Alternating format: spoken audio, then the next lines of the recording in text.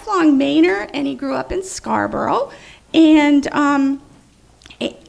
went to Cheverus, graduated from Cheverus, and from Yale, and I don't know when Emerson came in.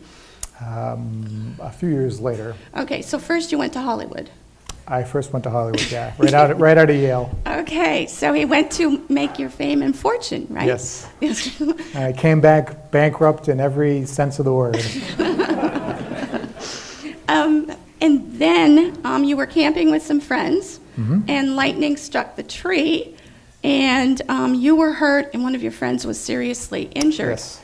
And that was my first real interaction with a game warden. We were camped in Grafton Notch State Park, and we were illegally camped off of the Appalachian Trail, about a quarter mile into the woods and about 1,000 feet up.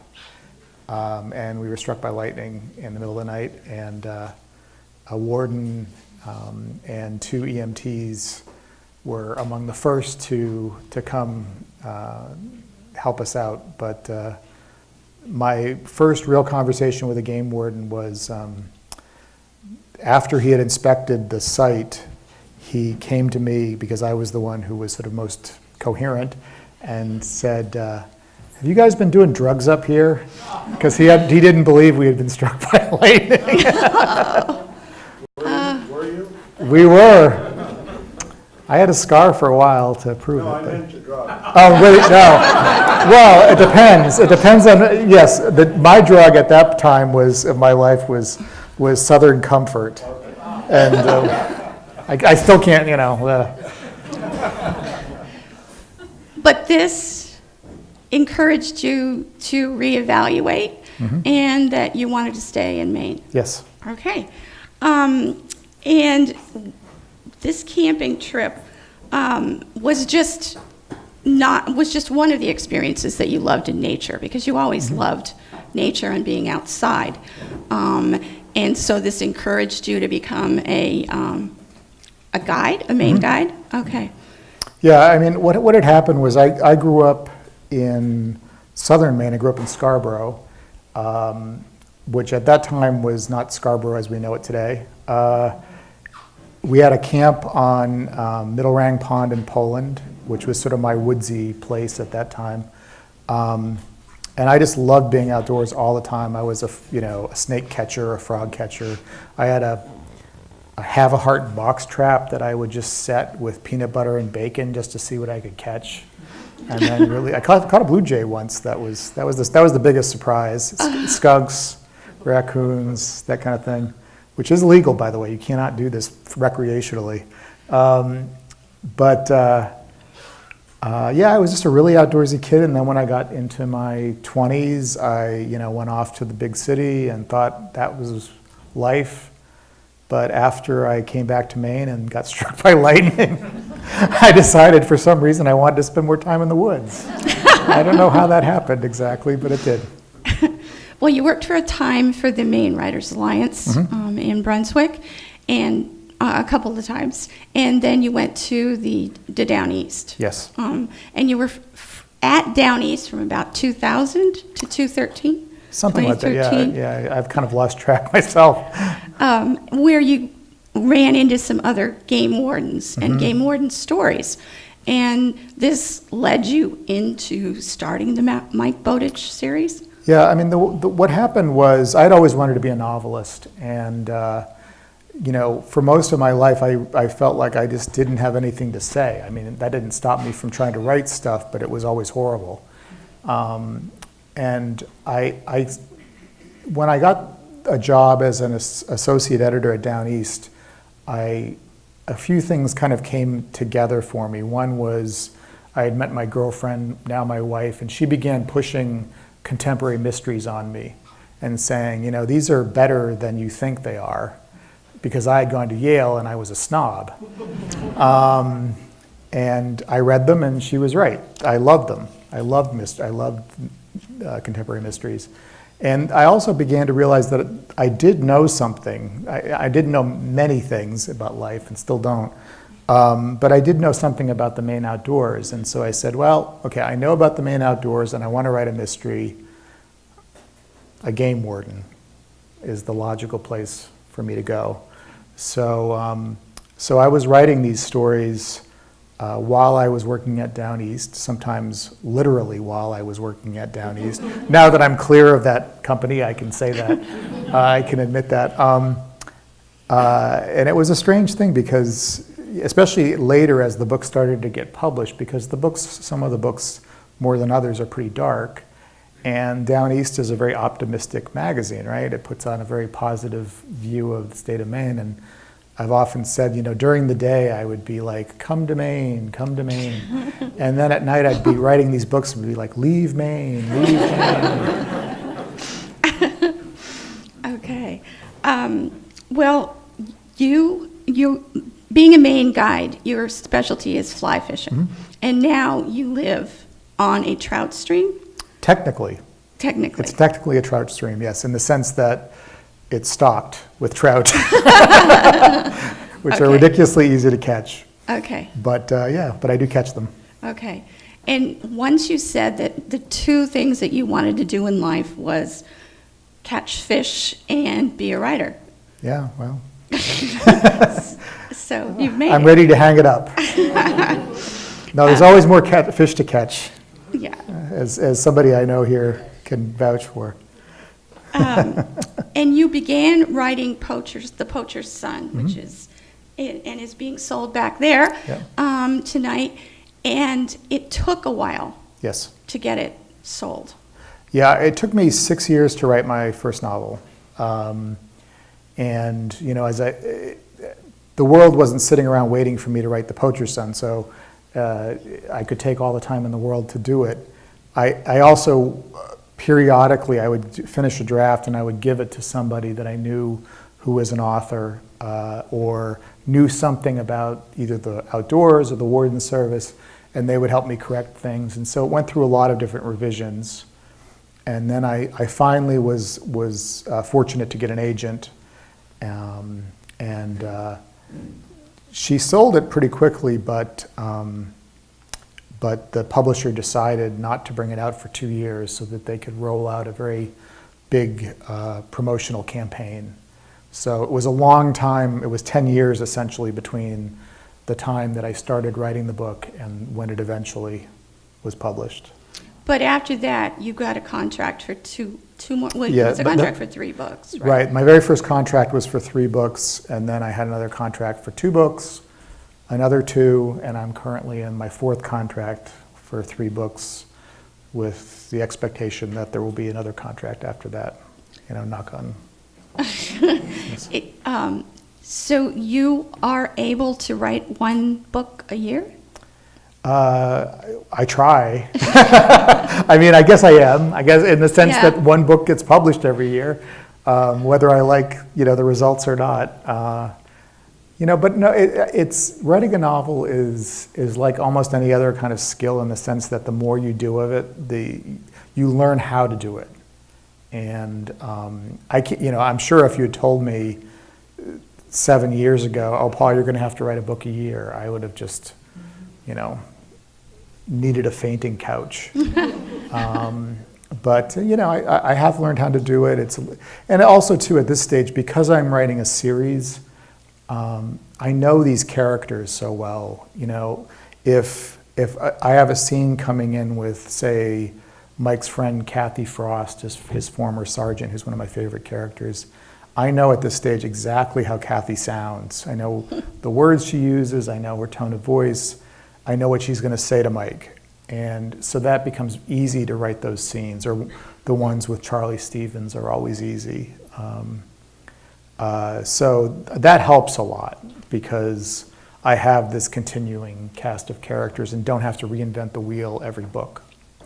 Well, when you were Down East editor, I remember being at a Christmas party with you, and you came in and you looked really harried. And everybody said, well, have some food or have something to drink. And you go, no, I can't do it. I've got a deadline. And so he was there maybe 10 minutes. You just made a circle of hi and then bye. So you left. So it must have been around Christmas that your deadline was? Yes, it was. Oh, that's terrible. Oh, yeah. I made a horrible miscalculation somewhere early on, which was that my deadline to deliver the novel is always December, which means that my free time of the year is the month of January. And well, it could be worse. It could be like the month of March or something, but it's not a great one. I would much rather be free of my commitments in September or whatever, but I just can't seem to get ahead. And why did you quit your day job and go to writing all the Oh, well, time? there's a lot of reasons for that, some of which can't be talked about. But no, mainly I think it was, I reached a point where I was writing a book a year while I was editing Down East Magazine and in charge of the Down East book publishing division, plus the website and social media and all this sort of stuff. And I was really doing my best to do a good job for my employer, but I also didn't want the books to suffer for it because I knew that, they were going to be in libraries for years and years, and I was going to get letters correcting me on all the errors I had made. And I did my best to sort of balance these things, but what it meant was that I was taking my vacation time to do my book tour every year, and my wife rarely saw me because I was always writing when I was home. And finally I reached a point with my book, The Precipice, and it was summertime, and I said, I'm not going to be able to finish this book on time if I just stay in the job, and do I dare to step away from a very, good paying, very prestigious job. But by that time, I had felt as though I'd been editor-in-chief for about 8 years and felt as if I had done everything that I wanted to do with the magazine for the most part. And didn't know how far my career could go if I could devote myself to it full time. So, I went to a financial advisor and certainly talked to my wife a lot about it, and I took a very deep breath, and so far so good. Okay. Can you take us through writing and rewriting and publishing? Sure. My wife is under this misapprehension that I'm a procrastinator. And I don't know why she thinks this, because she observes me every hour of every day. You'd think she'd realize that I'm not delaying, taking out the cat litter and that kind of thing, but just I have it scheduled for later than she might like is really what it comes down to. But anyway, that extends to my writing, where we had a conversation years ago where she said, "Can't you start earlier?" And I said, I'm trying. And then later, it's sort of to defend myself, because I was feeling a little bit aggrieved by the accusation that I was not, taking my writing seriously. I went back and looked at what I had been doing, and what I realized was that I did get an early start on the book. The problem was it took me maybe 2, 3, 4 months to figure out what the book was going to be. I tried out a lot of different ideas, so I was working. It just was a lot of false starts before I found, the one story that I really wanted to tell. Once I find that story, what I try to do typically is to, I don't usually have lots of information about it in my head or written down. I know sort of the mystery, I know who did it, or I think I do. I know the setting, I know the time of year. I know which of the sort of recurring characters are going to appear in the book. But from that, I just really sort of go off at a sprint, trying to maintain a lot of narrative momentum, because I think that leads to the book having a page-turning quality to it. So I do, and what that means though is that the first draft is really pretty shoddy, even more than most first drafts, I think, and I have to go back and revise it, and I'll get rid of the dead ends and add red herrings and try to tie things together in subsequent drafts. But meanwhile, what's going on is the publishing company is preparing to publish this book, and they need a few things from me. They'll need a description of what the plot is. They will need a title that they like. They will need to create a cover for this book because they need these things for all of their catalog material, typically about a year before the book comes out. What's difficult is when they come to me and ask for this stuff, I typically do not know any of these details. I might have a title that I like, but I have no idea how it's going to connect to a story. And so they're designing the books, the covers at least, without any idea of what is going to happen in the novel. And that's a very strange experience that I would not have imagined takes place, but evidently it's sort of the nature of publishing today, at least for the kinds of books that I do. And then I turn the book in, and if things go well, I have very minor edits that I have to do, suggested by my editor and my agent, and it goes to copy editing, and I'm supposed to start on the next one. Okay. So how long do you write every day? I mean, some writers have specific times and schedules. I don't tend to have a regular schedule. I do have, once again, a writing office that I go to. I live in Camden. My writing office is on the Rockland waterfront. I like grittier places. My wife's a Camden native, hence that's why we live. But it's important to me to get out of my house, to go to an office and sit down and approach the writing as if it's my job, because it is my job. When I'm starting, I try to, have goals for myself, try to write a page. Occasionally I can't do that, but if I get one paragraph down, I'll declare victory sometimes after long days. But as the book gets going on, and a lot of the decisions have been made at that point, and the story is really sort of beginning to tell itself, and that's typically this time of year, I can spend anywhere from 8 to 12 hours writing with breaks. And it surprises me too, because one of the things that happens when I always lose weight at the end of a novel because I forget to eat.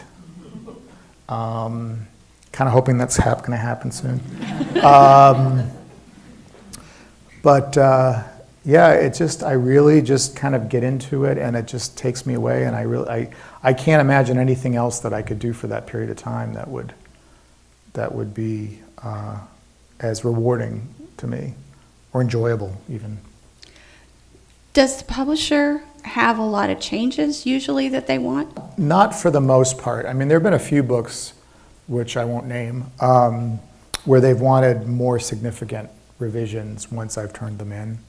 I'm under a kind of a tight deadline because, I'm turning in the manuscript in December, and they need to get it out by June or July and that's not a lot of time to do editing and proofreading and that sort of stuff. So it's in nobody's interest for me to turn in a bad draft.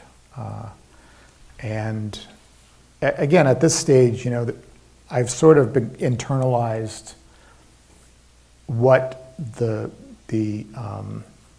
objections might be to the draft. And in fact, I really believe that good writers secretly anticipate the criticism that they're going to get, that they know that certain passages are weak, or they know where the problems are. They just don't want to admit it to themselves. They're hoping that nobody else will notice. And I will tell you, having been an editor and a writer for a long time, somebody notices. Sometimes many people notice. So you're never doing yourself any favors by pretending that your book is better than it is. You said that you like the rewrites and the editing.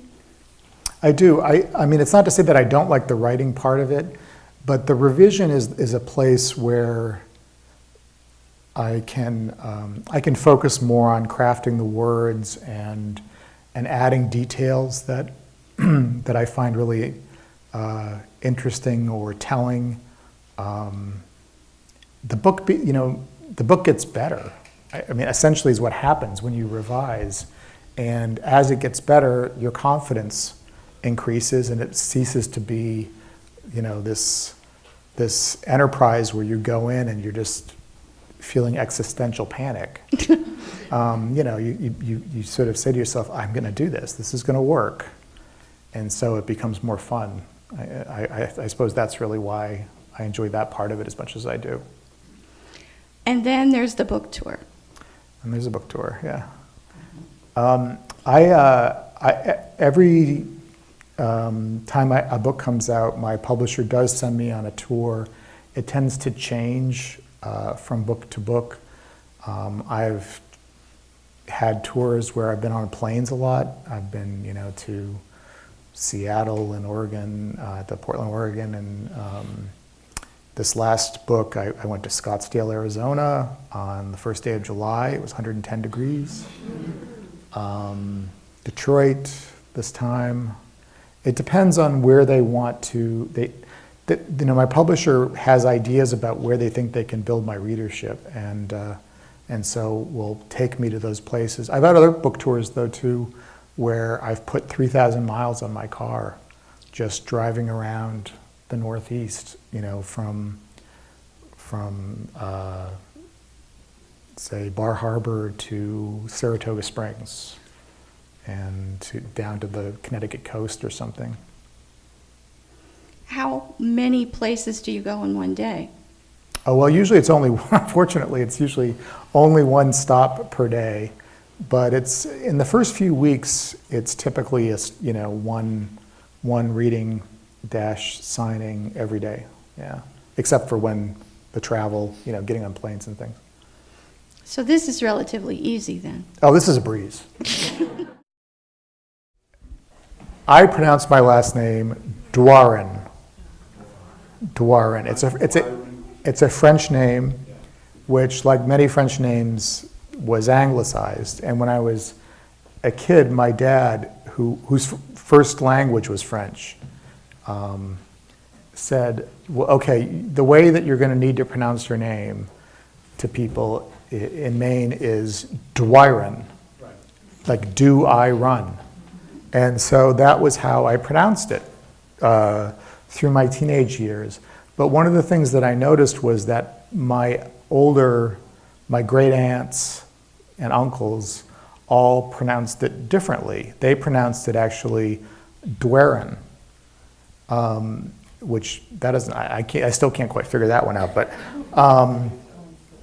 But at a certain point, I just decided, okay, I'm going to try to pronounce my name in a way that's sort of closer to a French pronunciation without sounding like I'm Pepe Le Pew, So I landed on Doiron, but the reality is that when you have a name like mine, you learn to answer to anything, because you just assume that if somebody says duh, it's you. It's like, okay, yeah. Well, it's a really serious question, because as somebody who did fall in love again with mystery novels, especially series novels, I prefer to read, a Harry Bosch book or other writers that I like Steve Hamilton, somebody that I'd recommend if you don't know him. There are some writers who write series where you can tell that they're running out of gas, that they've just grown bored with their character, and they're just sort of going through the motions. And I just don't want to be that guy. And somebody, my friend Julia Spencer Fleming, who's a mystery novelist, who I highly recommend. once came up to me years ago and she said, "Paul, you were so smart. You started your detective when he was 24, And I didn't think of it at the time, but it certainly gave me a lot more latitude. And in fact, actually, not only did I start him at 24, 9 books later, he's only 30. So I have room to grow on that level. Sort of kidding about will Mike Bowditch ever grow up? I think don't grow him up. Well, that's one of the things. I had an interesting. This is a bit of a segue, but I don't typically read my Amazon reviews. So if you've reviewed me on Amazon glowingly, I appreciate it, but I probably didn't see it. If you criticized me, tough luck. I didn't see it. But one day I happened to just sort of land on the page, and I was reading this 2-star review of the new book. And it was from somebody who had never read any of the other novels. And he was talking about how my character, Mike Bowditch, was this well-adjusted man with no existential angst. And I first of all said, well, obviously this person has not read the first couple books in the series, but it is interesting because the arc of the series is supposed to be him sort of getting himself together. I start him at a pretty low spot, and as I say, there are books that I consider to be sort of 2-step forward books, and then there are 1-step back books.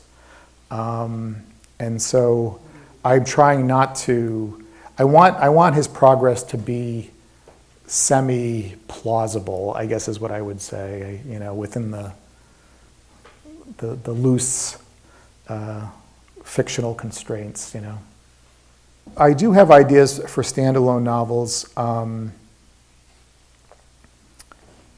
but I will say that I haven't had one yet that's been so pressing to me that I can't get it out of my head, and fortunately I'm still interested, in what's going to happen next to Mike Bowditch. I mean, it's like, okay, well, I don't want to give away the end of this book because you want to sell some here, but it ends with a really big question mark, at least with his personal life. And I want to know the answer to that, and sometimes I don't know the answer until I've read it. I've written it. It's just the nature of the game. Yeah, it was interesting when I first started writing The Poacher's Son. I did not know wardens personally. I didn't have anybody in my family. I had been checked by them. I had not been ticketed by them, fortunately. But they, in my mind, they were just pretty imposing, humorless guys,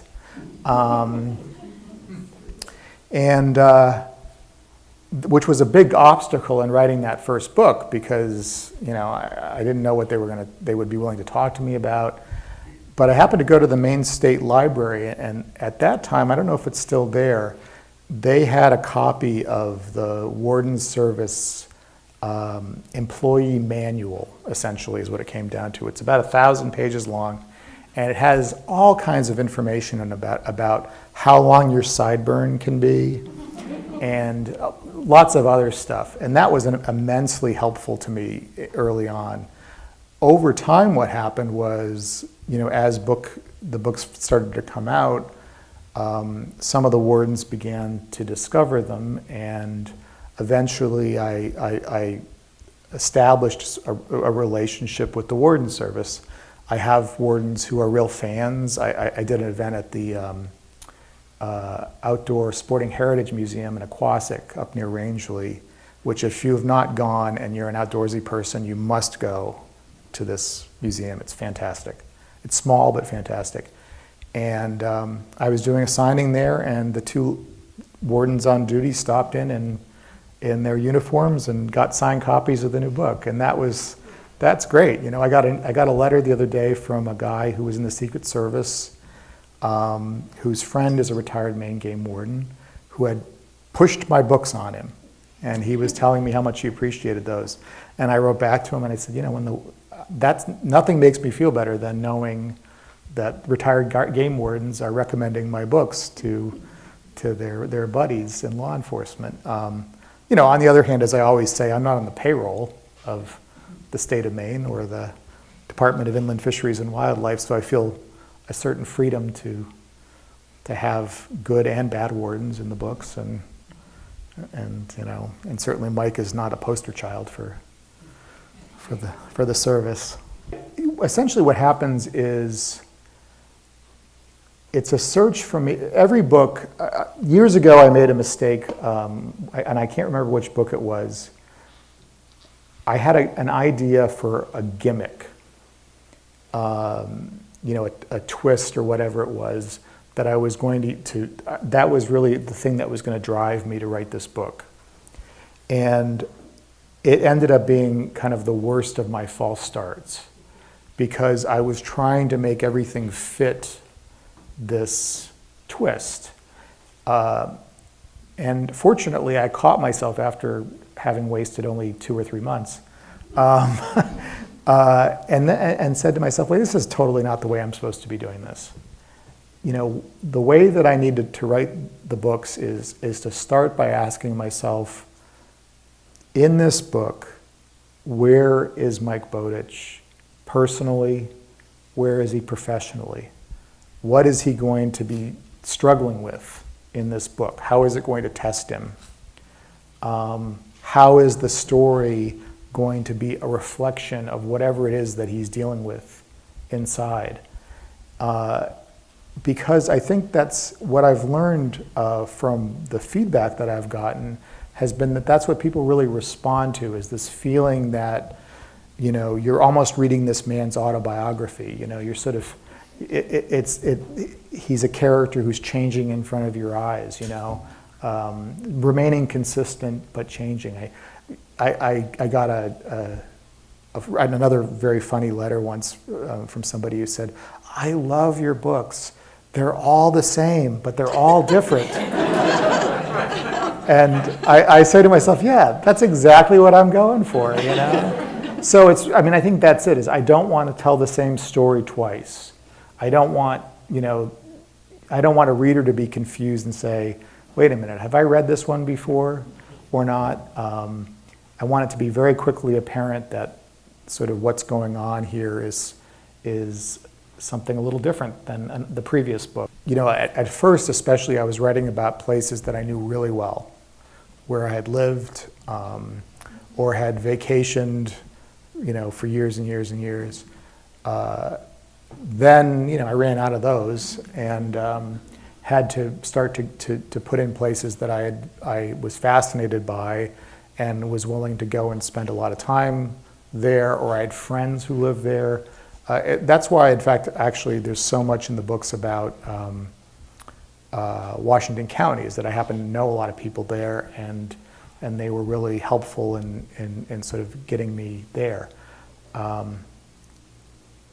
Sometimes what'll happen is the story will sort of force me to write about a section of the state that I don't know as much about, or maybe I'm not as interested in initially.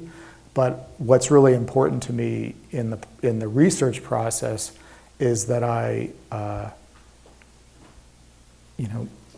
go there, I talk to people. I got a suggestion once from a nonfiction writer, which works really well for me, which is that when I go to say I'm at here I am in Reedfield and I want to set a book in Reedfield.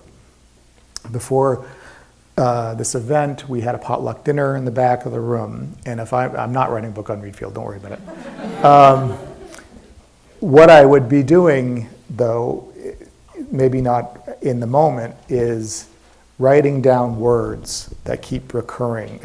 When you talk to people about their areas, their towns, a lot of times the same words recur. You keep hearing them time and again. And I sort of put those on paper and create what's called a word cloud. And oftentimes it's interesting because it helps me to sort of get a sense of the community, just to see how people are describing it. You know, if I'm trying to think of a, misunderstood, is one I've heard in certain places where they say, no one understands what it's like to live here. That helps me to capture the essence of that, because what it means is that the characters in that book, in that part of Maine, are walking around with that chip on their shoulder, and I need to make sure I render that in the story.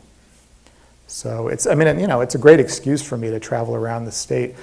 I will tell you, there are certain parts of the state that don't intimidate me personally, but they intimidate me from the point of view of writing about them. I don't have a real Aroostook County book yet, and it's not, I'd love to be able to spend a lot of time up there, but I know I can't write a good one without spending a lot of time up there. And so it's going to be a matter of blocking that out and figuring out when and what the story is.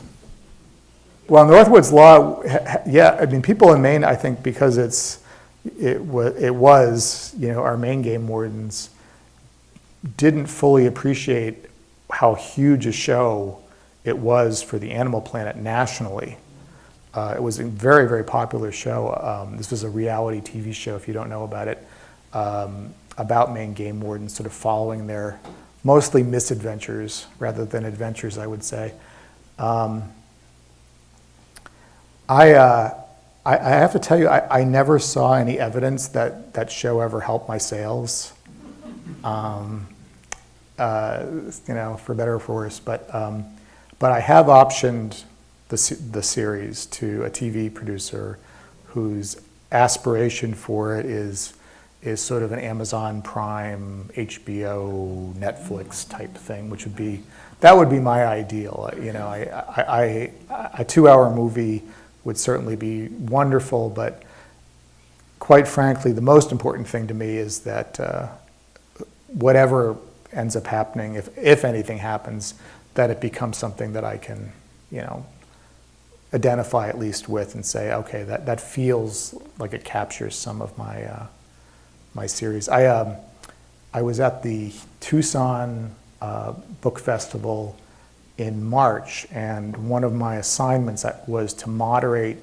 a panel discussion about the television show Longmire, which some of you may know. It's based on a series written by the Wyoming author Craig Johnson, and it was aired on A&E, and then it moved to Netflix.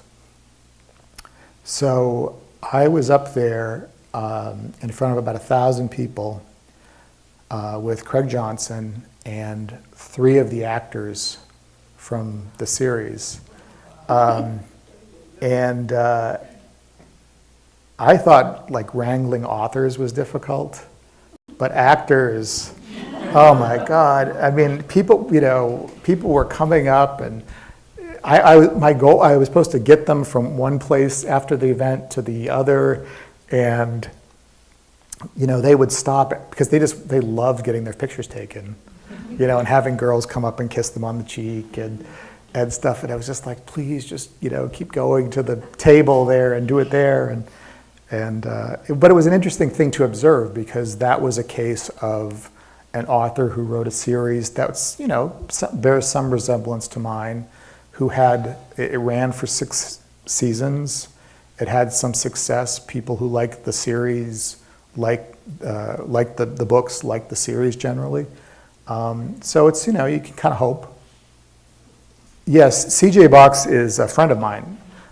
In fact, he and I are represented by the same literary agent, who often jokes that her goal in life is to corner the market on game warden mysteries. Now, my CJ Box story, his name is Chuck, and he invited me to go. I remember a few years ago, he invited me to go fishing in Mexico with him in the Baja, and it was going to be CJ Box and John LaScroix and all these big name crime authors, and I'm like, I actually had a job. I can't like jet off to the Baja Peninsula to go, fishing with you best-selling authors. But yeah, it's funny because I was writing The Poacher's Son when his first book came out, and I remember reading the review in the New York Times, and it was a glowing review. He writes about a Wyoming game warden named Joe Pickett, and at first I was so angry because I thought I had invented the idea of a game warden detective, even though before Chuck or me, there was a Michigan writer named Joseph Haywood who had been writing about a game warden detective.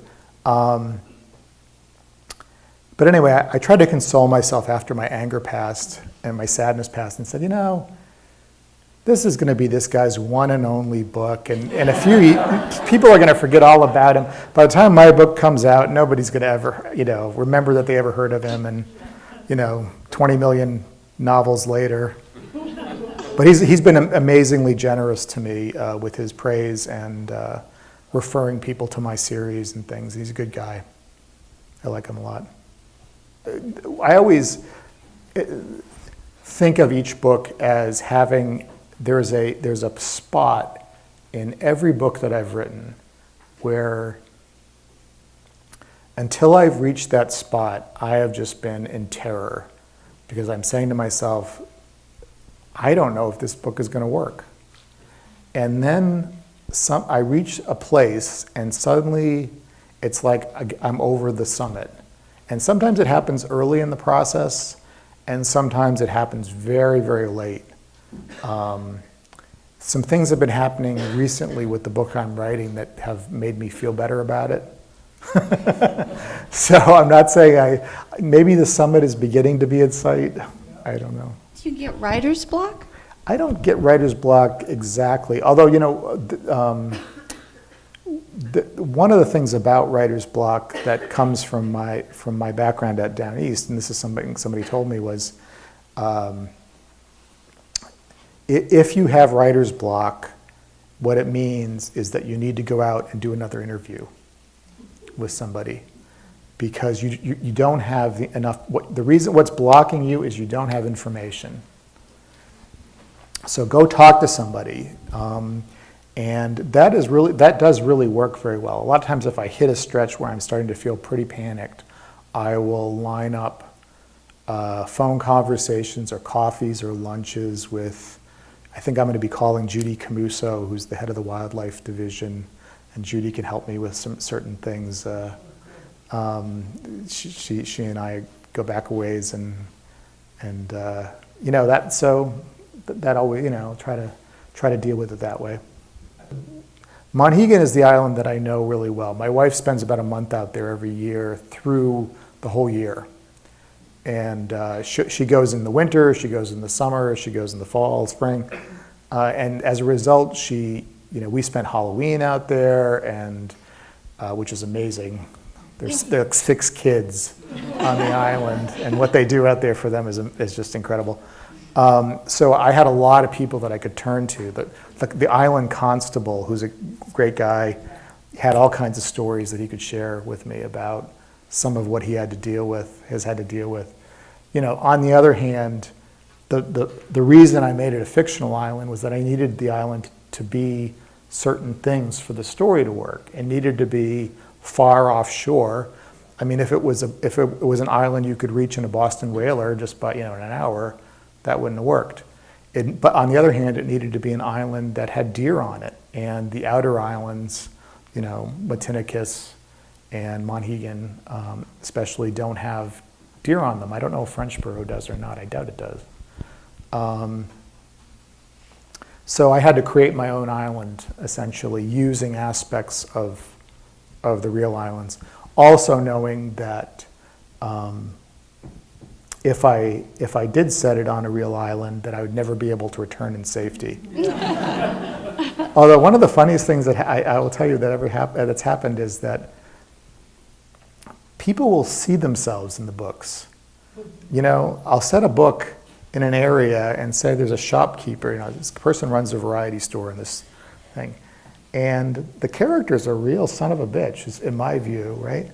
And then I happened to go into a variety store in this particular area, and the guy comes out and he says, "That's me. You put me in the book. I've been telling everybody." And I'm like, "Really? Okay. I'm glad. So Charlie Stevens is Mike's, mentor, sort of the father he should have had, I guess is the way I often think about it, although he's grandfatherly. He's more a combination of different people in my life. I've been fortunate to have a lot of mentors. Some have been, woods-wise mentors.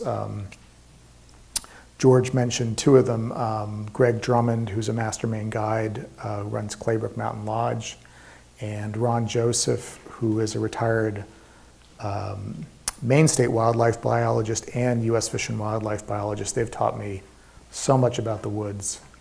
I had the privilege of working for a few years with John Cole, who was the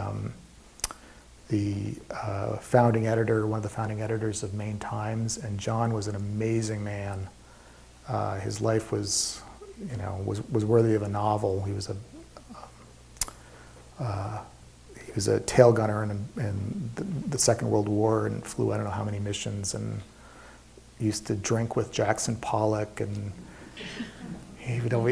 Jackson Pollock gave him a painting, which being John, like John sold for nothing in order to finance his move to Maine, because Maine was more important to him than having a Jackson Pollock painting, and that was John all over. John was just an amazing guy. So there have been older guys in my life who have taught me a lot about life, and those relationships have been really important to me. And I think so Charlie sort of is a composite. Also, the late Jack McPhee, obviously, who was a game warden pilot, physically, in a lot of ways, resembles Charlie the closest, although I only met Jack a couple times. Well, the books have been translated into 11 languages, although I don't oftentimes see them. And a lot of times the versions that gets translated, my books are very popular. I have to look this way a little bit more. With the people who run Reader's Digest, which you may not know still exists. Reader's Digest continues to publish condensed books. They do 4 volumes a year, and each volume includes 4 novels. And every time I get a letter from somebody complaining about sex or profanity or violence in one of my books, I say, "You were in luck. Just read the Reader's Digest version, and all of your problems will go away." But anyway, the thing about, so Reader's Digest isn't the force, obviously, that it used to be in American letters, right? But it still exists around the world. And so if one of my books gets picked up by Reader's Digest, and actually the last few have been, it leads to foreign rights sales in countries, the most unlikely countries. I think probably the place that my books have appeared most, other than Britain, has been Brazil. I don't know, I can't figure that one out, believe me, of all places, but Reader's Digest Brazil loves my books. So, the bulk of the languages that it's in are Eastern European. And I have this idea that it's like Eastern Europe is like, mountains and dark forests and, kind of, werewolves and vampires and that sort of thing. And that they read my books and they say, yeah, we know those. We know those people. So I attended Cheverus High School, where I had, back in those days, I don't know what it's like now, it was all Jesuits, all boys. I had 4 years of Latin, and I had 2 years of classical Greek, 4 years of French, although I can't speak any of these things. And then, I went to Yale, and Yale had a fantastic English department. I majored in English. Later went on and got a Master of Fine Arts degree in creative writing, which is probably the most useless degree that a person can get typically.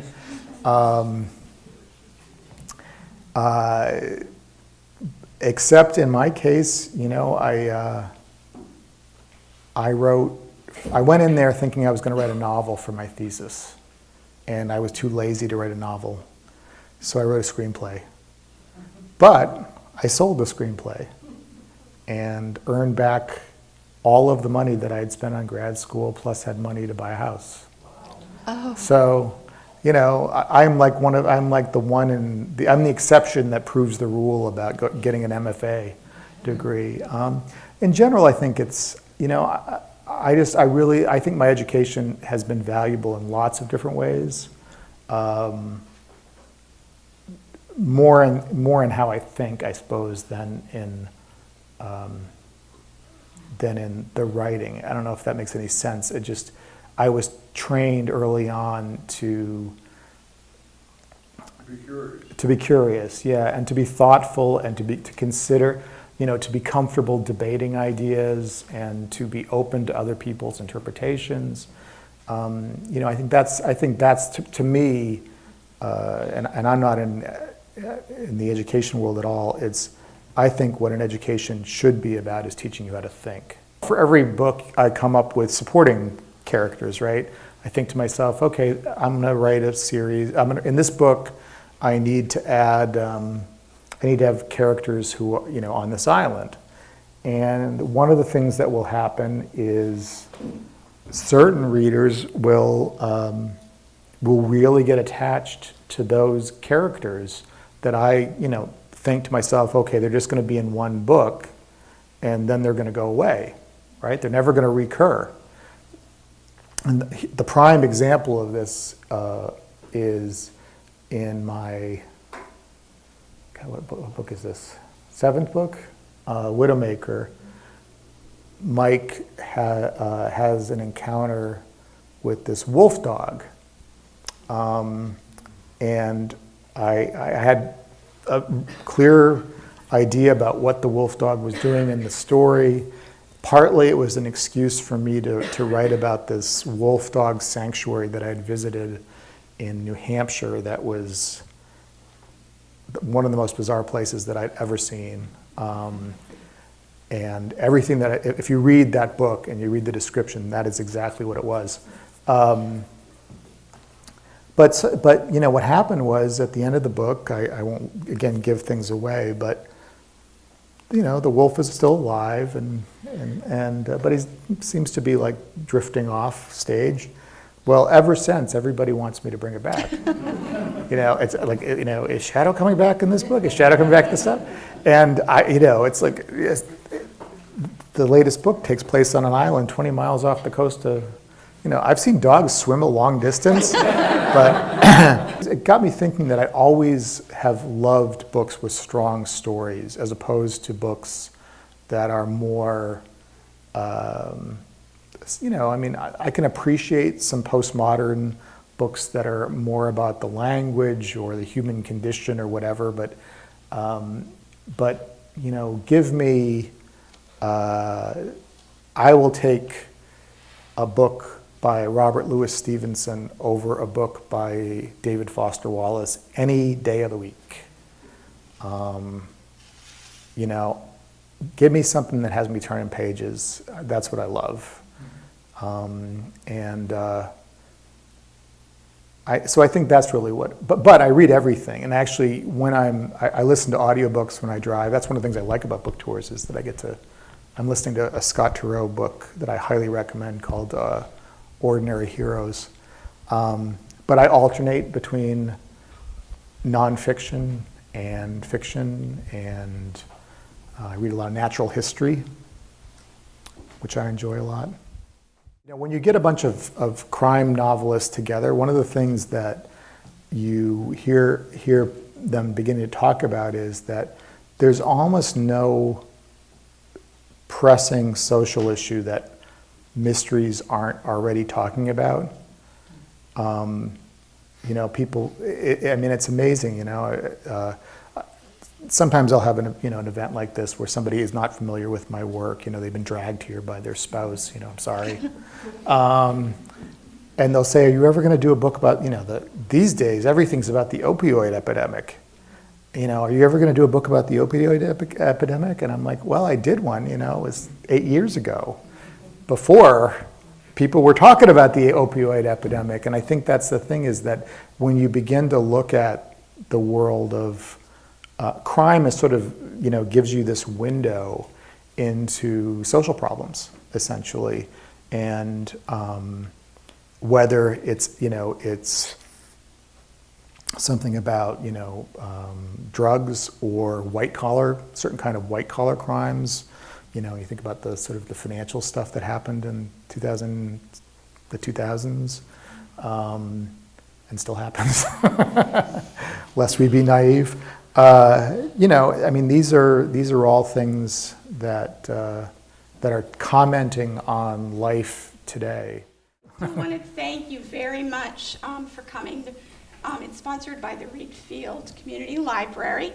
And also, I just wanted to end with, your books have been on all kinds of bestseller lists.